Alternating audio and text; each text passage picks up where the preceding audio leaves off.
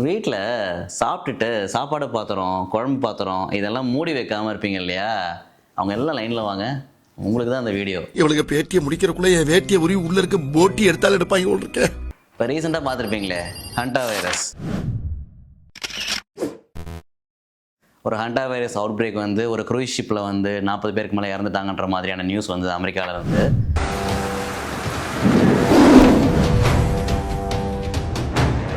So அந்த hanta virus எலிகள் இருக்கு இல்லையா, அது இந்த மாதிரி நம்ம ஃபுட்டை மூடி வைக்காத பாத்திரங்களுக்குள்ளே வந்து நம்மளை சாப்பிட்டுட்டு அதோட எச்சத்தை விட்டுட்டு போகும்போது அதை ப்ராப்பராக நம்ம சுத்திகரிக்காமல் ப்ராப்பராக க்ளீன் பண்ணாமல் எடுத்து அடுத்த வேலைக்கான உணவில் வந்து அது மிக்ஸ் ஆகும்போது இந்த விஷயம் பரவுது. இப்போ ரீசெண்டாக நம்மளோட சளியிலேருந்து ஈவன் நம்மளோட ரெஸ்பிரேட்டரி செக்ரேஷன்ஸ்லேருந்தும் பரவுறதா வந்துட்டு ஒரு ரிப்போர்ட் இருக்குது. இன்னொரு கோவிட் நோக்கி நம்ம போகக்கூடாது அப்படின்னா அப்போ என்ன ஃபாலோ பண்ணிங்களோ இப்பயும் அதே ஃபாலோ பண்ணுங்கள்.